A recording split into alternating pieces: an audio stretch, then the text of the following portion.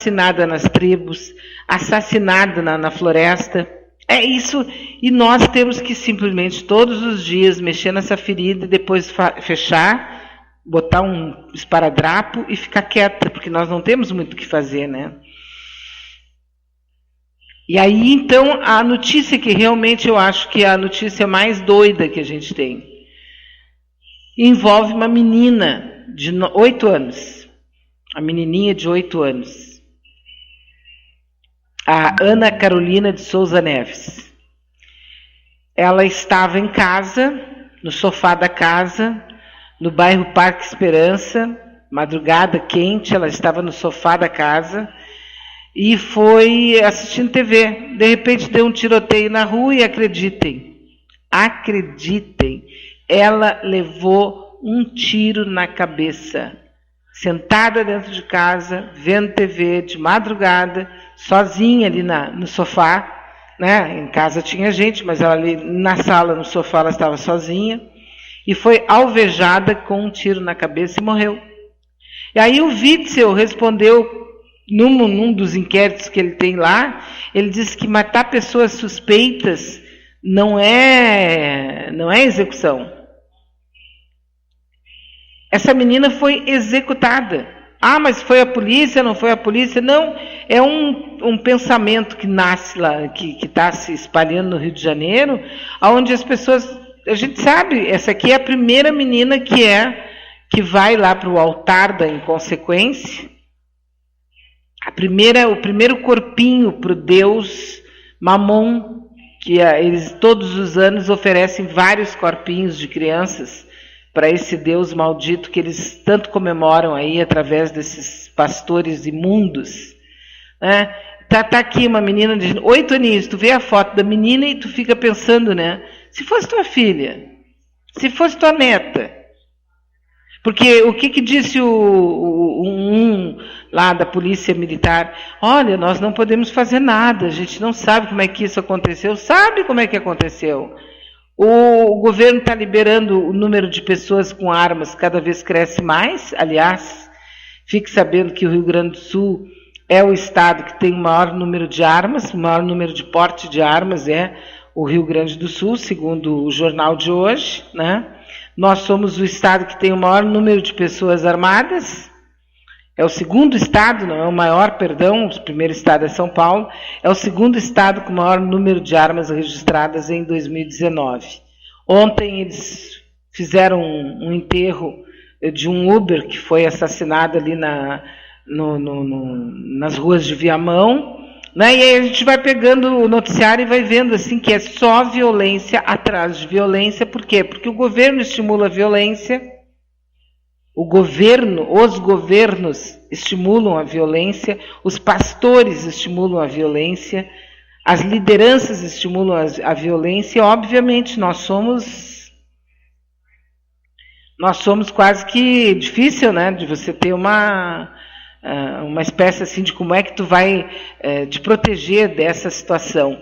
Da mesma situação que tem um assessor do Paulo Guedes, o Esteves Colnago, que subiu ontem na hierarquia, ontem ele ganhou um cargo maior, foi promovido, no mesmo dia em que ele foi denunciado pela Procuradoria da República do Distrito Federal por participação no rombo de 5,5 bilhões dos principais fundos de pensão do país. Sabe o que ele disse depois disso? Que ele foi promovido. E ele disse, olha, eu não tô arrependido pelo que aconteceu. Porque nós acreditamos que ia dar certo e fomos lá e apostamos e perdemos. Ele não tem nada com isso, porque o dinheiro, 5 bilhões e 500 milhões, que seriam desses fundos de pensão, que geralmente estão atendendo aposentados e pensionistas, esse dinheiro deve estar na mão de algum mequetrefe, algum cara muito rico, que deu para eles uma barbadinha que eles acreditaram, entre aspas, e aí fazem aquelas jogadas ensaiadas para algumas pessoas poderem ganhar, e ganham fantásticos rios, né, verdadeiros tsunamis de dinheiro. E ele disse ontem, não estou arrependido. Sabe por que ele disse isso? Porque, primeiro, ele não está arrependido mesmo, né? Para quê? Segundo, ele não vai acontecer nada com ele. Qual é o juiz dessa safra que nós temos aí? Qual é o juiz que vai meter a mão nesse cara? Eu duvido, Eudó, que algum juiz mande prendê-lo. Não estou falando de um triplex de 1 milhão. Não estou falando de um sítio vagabundo lá que talvez custe 2 milhões. Eu estou falando de 5,5 bilhões de reais.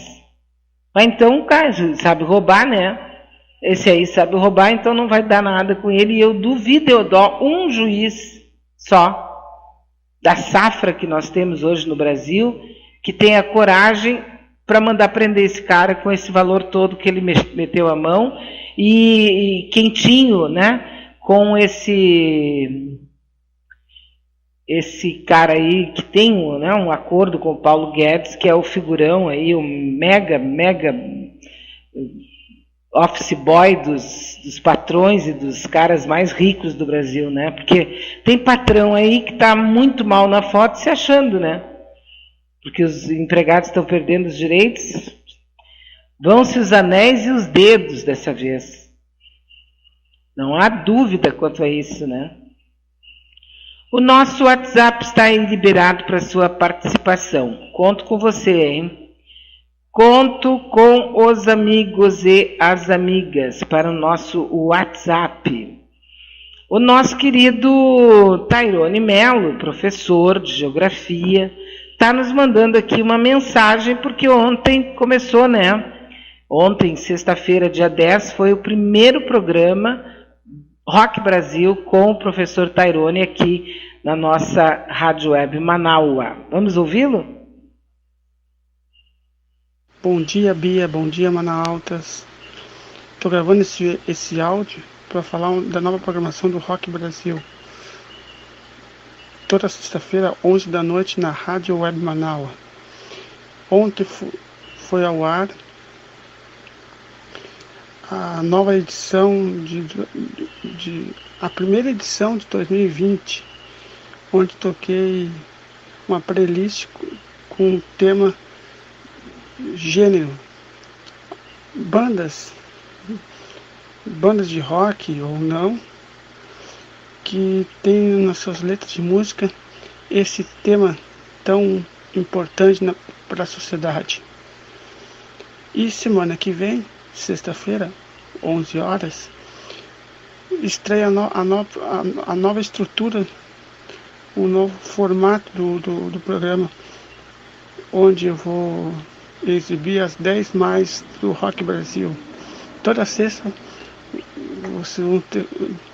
vocês vão conhecer as 10 mais do Rock Brasil, da 10ª posição à primeira posição, falando do álbum, o ano da música e algumas performances das bandas. Não falarei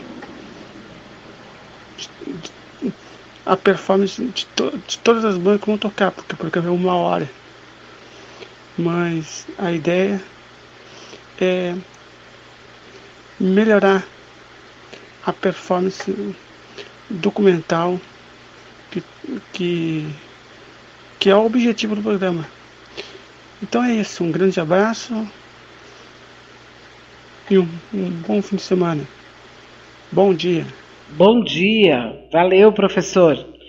É isso, né? Do estilo dele, do jeito dele, ele vai tocando ali para a gente conhecer essas bandas que geralmente a gente acaba, né, se surpreendendo aí com bandas e principalmente com recados nas suas letras, recados muito interessantes que o Brasil, o mundo está precisando, né? E como o mundo está precisando de bons recados.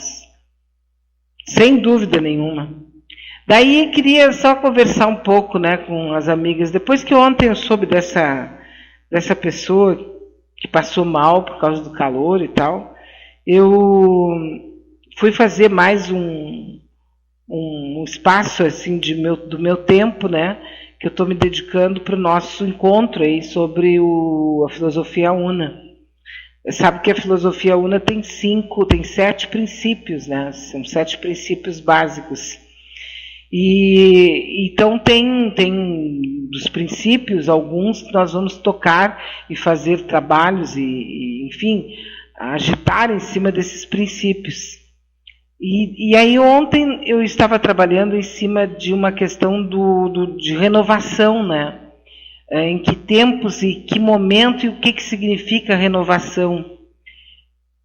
Porque a gente às vezes se atrapalha com palavras. É meio interessante nos dias de hoje o quanto nós estamos nos atrapalhando com palavras. É uma coisa que tu vai percebendo e nem sempre tu consegue administrar isso, exatamente por ser algo que vai passando, e como o tempo está passando um pouco mais rápido, pelo menos essa é a sensação que a gente tem, fica mais difícil, né? Observe como nós temos dificuldade para aceitar a vida que a gente está levando. Nós estamos sempre pensando numa espécie de guerra com a vida. Não é que a gente esteja pensando em renovação, né? Porque renovação é um negócio legal. Renovação é uma fase que tu traz à tona aquilo que está guardado, aquilo que está muitas vezes paralisado na tua mente. Então, quando tu faz uma renovação, tu tem maneira de fazer isso. Só que nós fazemos geralmente prisioneiros de ideias do passado, das fórmulas do passado. Então, às vezes tu vai falar uma coisa para uma pessoa, a pessoa diz, mas eu já sei. Tu vai falar, não, eu sei como é que funciona, só que não funciona comigo. Isso é o normal, tu ouvir assim, e aí tu começa a te ouvir e tu percebe que tu faz a mesma coisa. Por quê? Porque nós estamos, assim, tapados de informação. Mas nós não deglutimos, nós não avaliamos, nós não trabalhamos em cima realmente disso, né?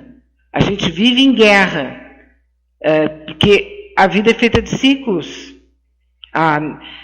Até é interessante o Diógenes, aquele cara que estava procurando uma pessoa decente lá atrás, no passado, né, que é bastante famoso, o Diógenes.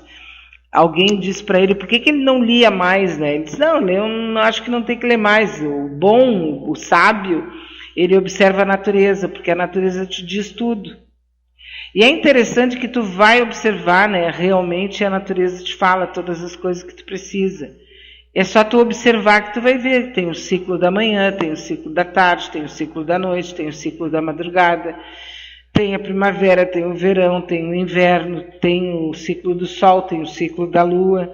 Tudo isso vai, e há uma renovação, porque aquela primavera, aquele verão do ano passado, não é o mesmo de hoje.